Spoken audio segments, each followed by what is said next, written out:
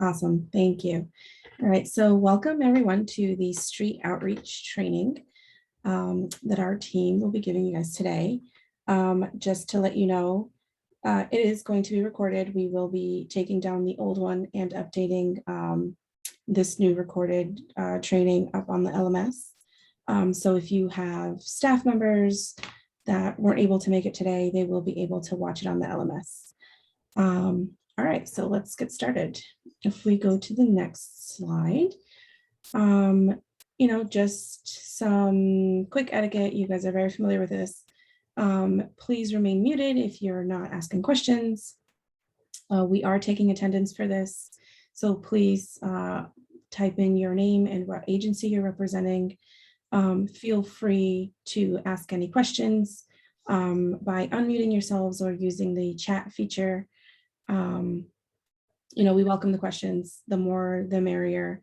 And what better time than doing it during a live training for those that didn't come. Again, it's going to get recorded, so it will be up on the LMS. Okay, so the goals of this training, who needs to be open to street outreach? So just a clear, not definition, but a clear cut understanding of who is eligible for street outreach services, enrolling a client into street outreach. So we'll be looking at screenshots from Clarity, the engagement date, what that means, the prior living situation, the assessments, which includes the current living situation. We're also looking at services and how to add geolocation to that. We'll be looking at attendance. A big thing when it comes down to street outreach, we're looking at inactive clients, when to close them out, exiting from street outreach programs, contact information, location, and a quick visual of the outreach module. So again, we encourage you guys to ask questions if you have any. Feel free to unmute or use that chat feature. Awesome.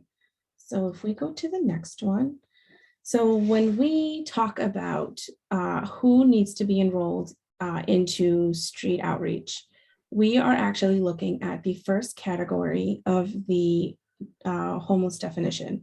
So we're looking for a literal homeless situation. And what we mean by that is a family or individual that's living in a private or public place not meant for human habitation. So living in a shelter, including transitional housing and motel or hotel paid by a nonprofit or a government agency, also entered in an institution for 90 days or less, where they were previously staying in a shelter or a place not meant for human habitation. So again, what we're looking for is for a literal homeless situation when it comes to entering those clients into a street outreach program. So if we go to the next slide. So again, when are we enrolling clients into street outreach? The case managers need to have the following information before they enroll a client into the system. So what we're looking for is for an approximate date of birth, so essentially how old they are, and also a name or a reliable alias. So something that you or others in the system can actually search the client for, use the search field to search for the client. And then we do this to avoid any duplication, any duplicate client records within the system. So this is important because this is what we use to make sure that we're not talking about two different clients or two of the same clients. So these are the two essential pieces of information that we're looking for when we're adding people to the system, specifically for street outreach. And we'll talk about the UDEs a little bit later on for the time of engagement. So we'll hold off on that. If we go to the next slide.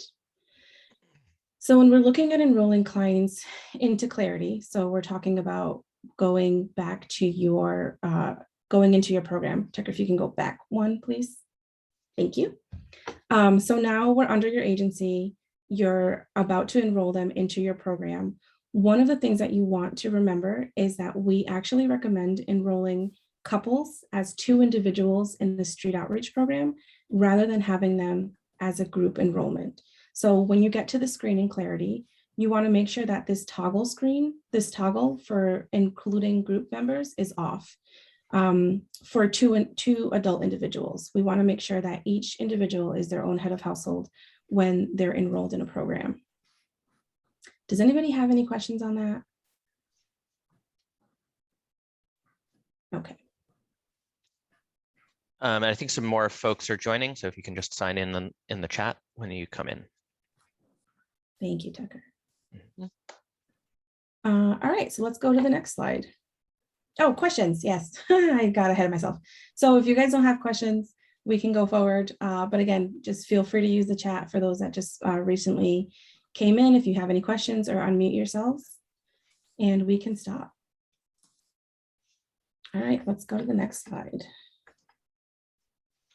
So when we do the enrollment, the first thing that we're looking for here, obviously, is your project start date. That's when you guys are opening your client to the program.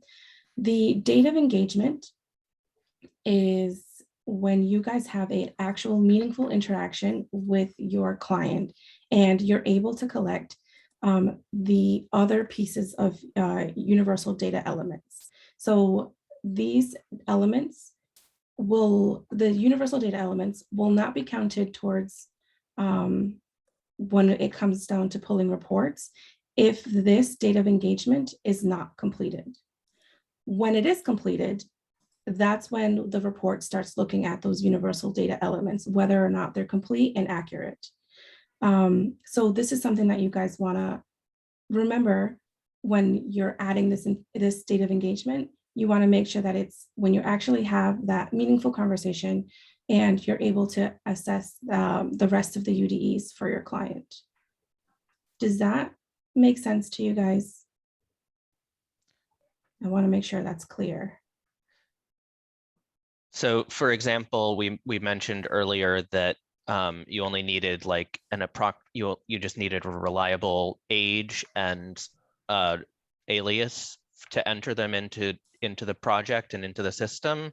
So if let's say there's somebody named John who's about 40, you know reliably where he is, so you can enter him into the project, but you wouldn't complete this date of engagement field until you have all of the information, until you have his exact date of birth, his full name, his race, ethnicity, and income and health information. You would need you would wait until you had all of that information through an assessment of him before you complete this date of engagement field.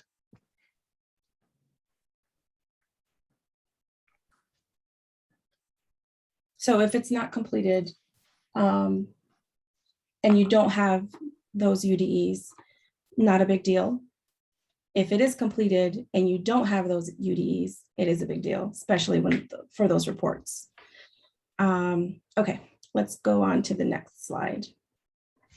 So the next thing that we're looking at when we're doing the enrollment for your program is the prior living situation. So for the prior living situation, for any SO, any street outreach client, that situation must be a category 1 homeless. So what that means is place not meant for human habitation. So that's that very first option on your drop-down list. So for street outreach enrollment, that counts as a client becoming homeless again if they were previously housed. And if the client is not literally homeless, they can actually be enrolled into an SSO project. So not the street outreach project, but a services only project. So if this prior living situation is anything other than that place not meant for human habitation, then this client should not be open to the street outreach program. I want to make sure that's clear as well. So anything other than that place not meant for human habitation, this client should not be entered into a street outreach. And if you see, if you know of a client that you guys are currently working with and that's the situation, you guys can come to our office hours and we'll be able to help address the situation and what the next best option is for recording this in Clarity. All right, let's go to the next slide. Okay, so now that we've addressed the type of residence, so we're looking at place not meant for human habitation, that was the first one that we just did. We are now looking at the rest of the questions for the homeless history field. So length of stay in prior living situation, approximate date of homelessness started, and just these questions here. So those questions only refer to the current episode of homelessness for the client that you're entering in. So what that means is, well, I'll just continue here. So to get an accurate approximate date of homelessness, you should ask the question, ask the client when they were able to stay at least 7 days, either couch surfing or in a motel, or if they had any 3-month stretches in treatment, jail, or any other situations. So the length of stay in a prior living situation, that's referring to the last time that they were in that place not meant for human habitation.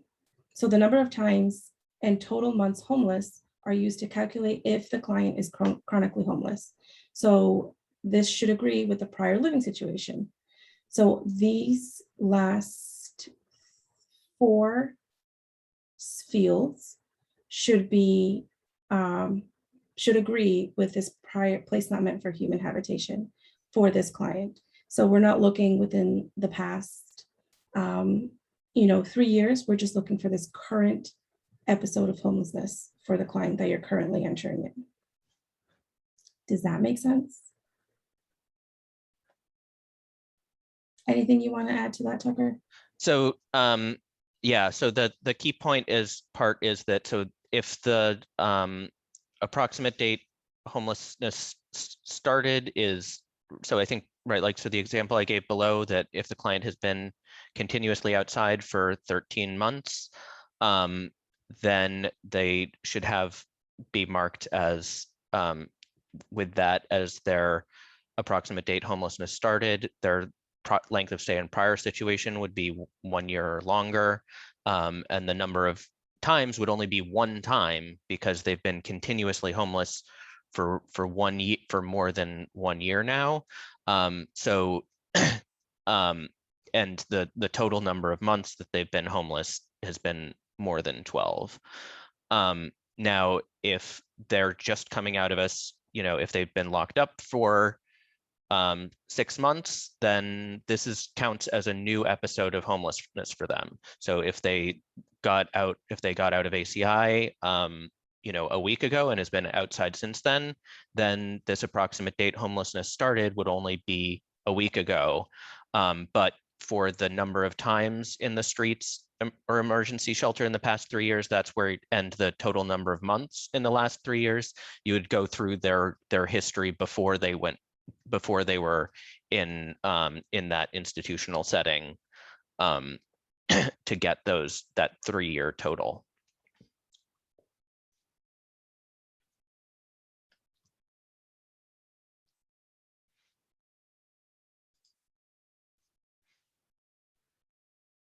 Questions? Feel free to come off mute. You guys are very quiet today.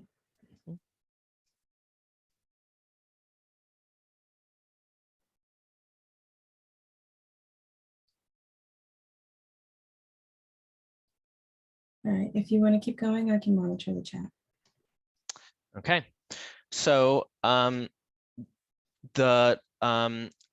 one of the most important parts about street outreach is recording the current living situation assessment. So if you go to the assessments tab in your street outreach project, you'll see the current living situation and the status assessment and the annual assessment. There could be also custom assessments configured in there if those are requested. So the annual assessment is the HUD elements, and those are required annually, but the current living situation is really the key one that we're going to go over here, because that's the required field at every interaction that you can determine where the client is staying. So the current living situation assessment is just the date, what that current living situation is, and a location details note.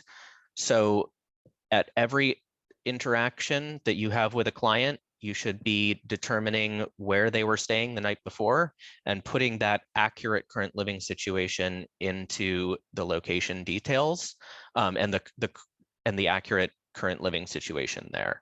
So not every current living situation for a street outreach client needs to be a place not meant for habitation. It might be that, you know, you talked to the client and they were in the hospital last night, or they are in a shelter now, but that they're not getting really any other services, so they're still primarily interacting with you as their street outreach case manager.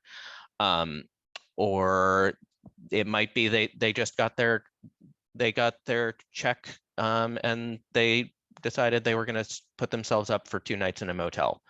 All of those are fine. You just want to be regularly determining what the current living situation is at every interaction you have with them, and entering it in.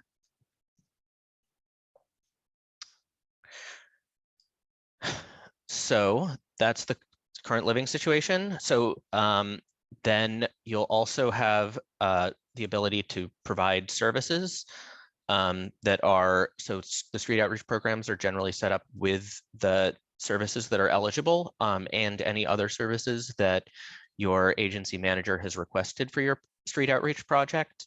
So you can provide services for the client under that provide services tab in the program enrollment. So there are specifically for PATH and RIHMIS street outreach projects, there are PATH services and RIHMIS services that are available for those. And there are other programs that are, other street outreach programs have other service categories.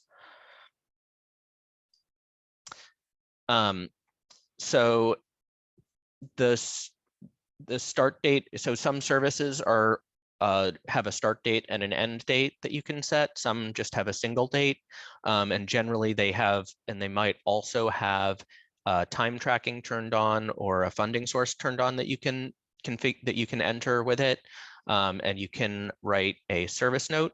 The best practice that we always recommend is not putting any actual names into the service note in case you wind up printing out the list of services in a in your program. Then you don't, it's better to not have the client names on it. And if the client wants their record to be de-identified, which is something that can happen in the system, then if their name is all over their service their notes that are in the system, then it would be very difficult to de-identify their record.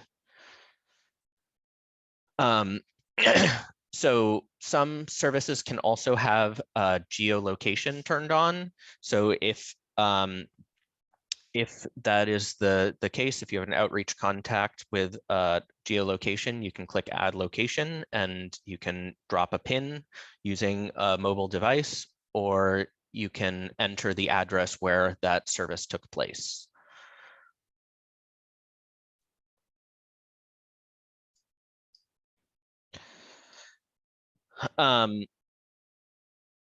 Oops. So this has the wrong thing highlighted, but that's just got moved a little bit.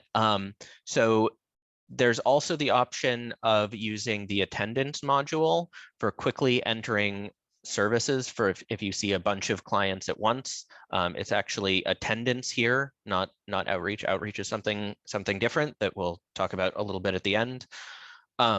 So for example, showers, basic needs, those kinds of things where you have a list of clients who received the service that day.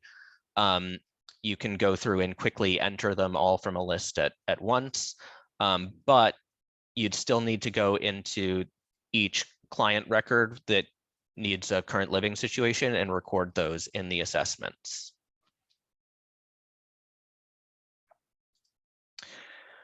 You can also, there's also the option to do scanned in attendance if you want to create client ID cards for the clients and have them scan in. That is certainly a thing that would make your data collection easier. I don't think anybody is using that yet, but it is an option. There is also the option, if the service is not an ESG Street Outreach funded service that requires the client to be enrolled, that it can be set up as a standalone service that does not require an enrollment into the Street Outreach program. So this might be something like haircuts or basic hygiene services where you're not determining that all of the clients who are coming in and receiving that service are eligible for a street outreach service, that they're all literally homeless and eligible to receive street outreach services. These would be other kinds of things that would be recorded as a one-off where you want the count of the attendance, but you don't need to report to CHF on the clients who receive that as a street outreach service.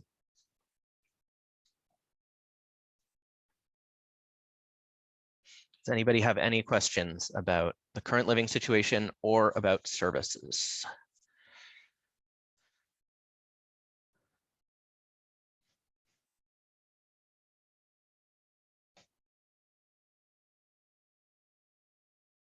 No questions in the chat, so we're good.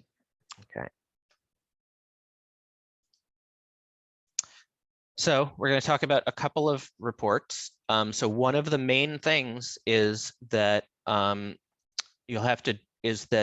street outreach programs are the only ones who can document a homeless history of clients staying in places not meant for habitation in HMIS as a documented homeless history for eligibility into housing programs that happen through CES. So the way that you will check on what the documentation status, HMIS documentation status is for clients in there is if from the client screen, if you click on the printer icon, there's a report there. It's called Homeless Status Timeline Report. And this will show, and you can run it for a 3-year period because that's the period that is for determining chronic homelessness. And it will show you all of the clients' program enrollments and which months are documented in HMIS for the purposes of being counted as homeless for that month for chronic homeless history as required for for instance, a COC, permanent supportive housing project with a chronic homeless requirement. So any month that the client stayed at least one night in shelter, that shelter will be shown in green, and it will count them as yes for their homeless status. And for any months that they were in your street outreach program, that there was a current living situation of a homeless situation recorded will be counted in there. So any month that is missing will have a little NS in there. It'll say no service recorded. So that could be those are months where the client was in your street outreach program, but there was no current living situation recorded for them. So you didn't see them that month, or you didn't find any night that they were staying outside that month.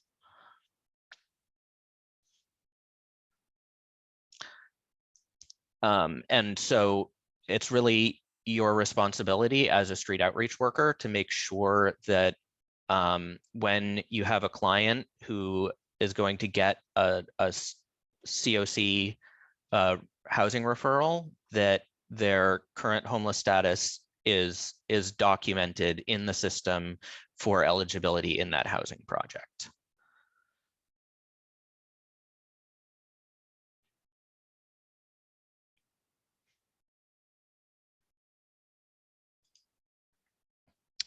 Potential exits. So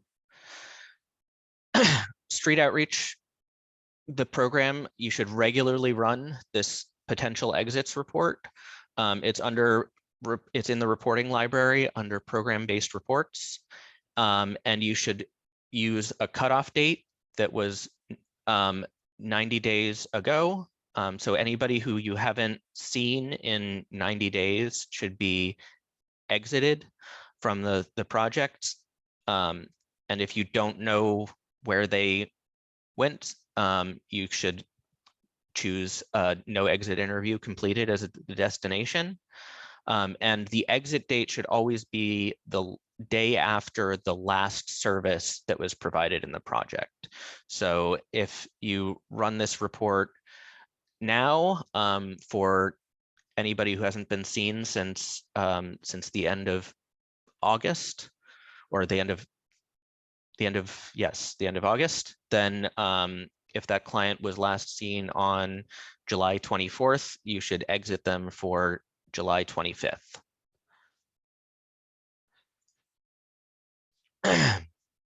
So when should you exit a client that you do know where they went? So if a client has gone to an emergency shelter and they've stopped interacting with you, so if you got them onto the shelter queue, they got a referral to a shelter, they're staying at that shelter, they're receiving they're receiving case management at the shelter, they're not really engaging with you anymore, then you would exit them to emergency shelter. So one important part is that for street outreach projects, any destination that's known that is not still a place not meant for habitation is a positive exit from street outreach. So any clients that you get into shelter and exit them to there and they're receiving case management there, that counts as a positive exit for your street outreach program.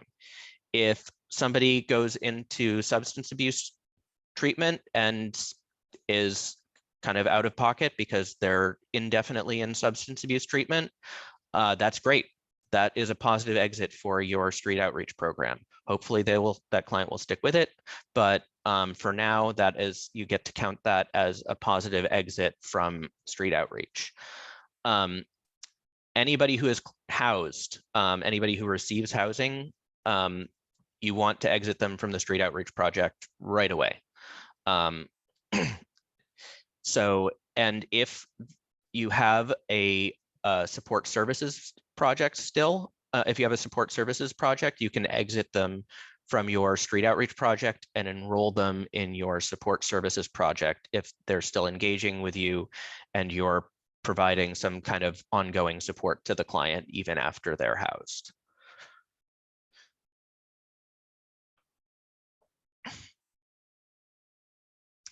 Are there any questions on the exits?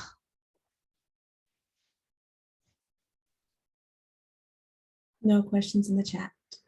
Okay. So contacts and locations are fields. These are not required elements for street outreach project. It won't show up in a caper or a report to CHF about street outreach, but they are very useful information.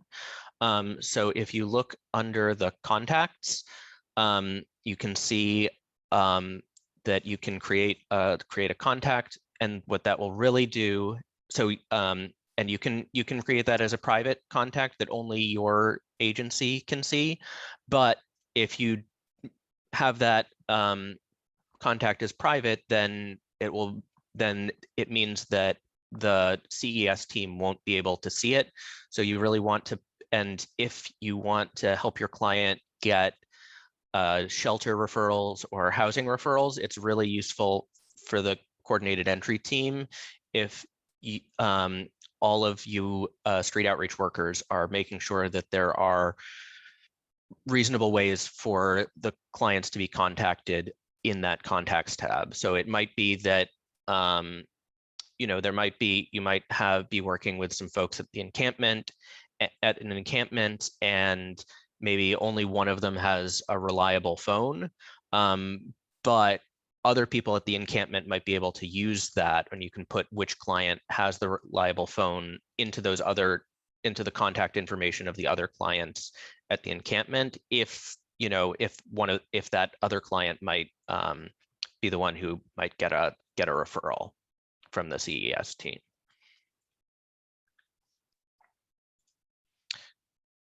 So there's many options for contact type, and you can fill in any number of email. You have 2 choices for phone number, and you want to make sure that you have that any contacts that are marked active have that toggle for active contact on. And if the phone number that is on there is no longer works, that client doesn't have that phone anymore, you want to just toggle that active contact to off. You don't need to, we don't want to necessarily delete the contact, just toggle it off. And that's where the private toggle is too. But again, it's very useful if CES can see contact information.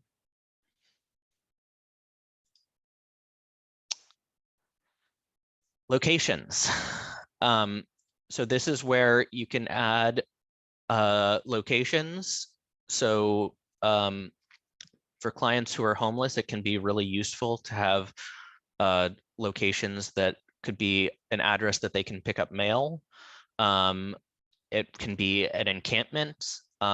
It's also useful to include a last permanent address, so where they were living before they became homeless. That's something that can be useful if you're trying to figure out, oh, is this client, if we get asked, for instance, was this client a Providence resident and might be eligible for Providence housing, for some Providence Housing Authority housing. So, and anytime you enter a client location, you can enter it by dropping a pin. You can enter an address. You can enter just a zip code or a town if that's all you have. It doesn't need to be all that complete. And you can mark if there's an encampment that they were staying at or a shelter that they used to go to, and it's still listed on there, you can mark those old ones inactive when you enter a new one. So again, those address types that are available can include a shelter, an encampment, a last permanent address, a place that they can receive mail or a message.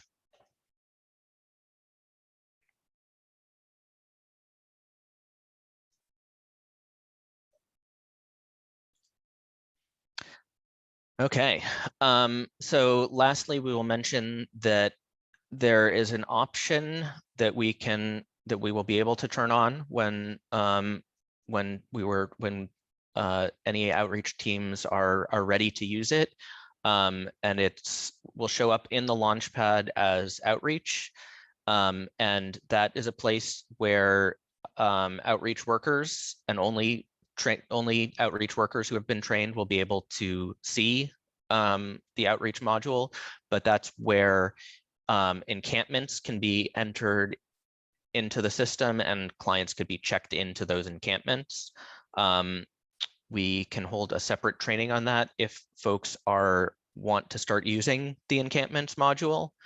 And it's a different way to kind of record that location information. And again, only outreach staff will be able to see that outreach and encampments information when we do so.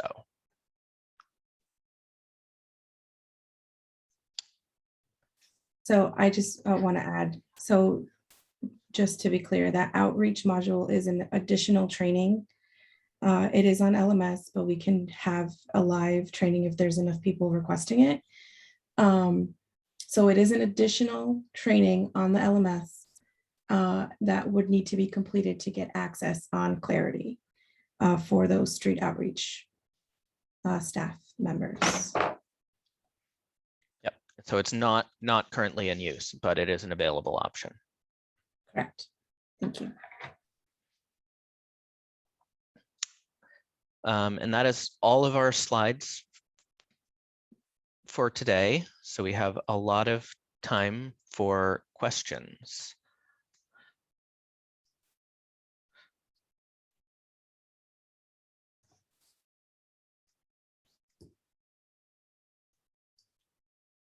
There are none in the chat, but if you guys can want to unmute yourselves, we can do that.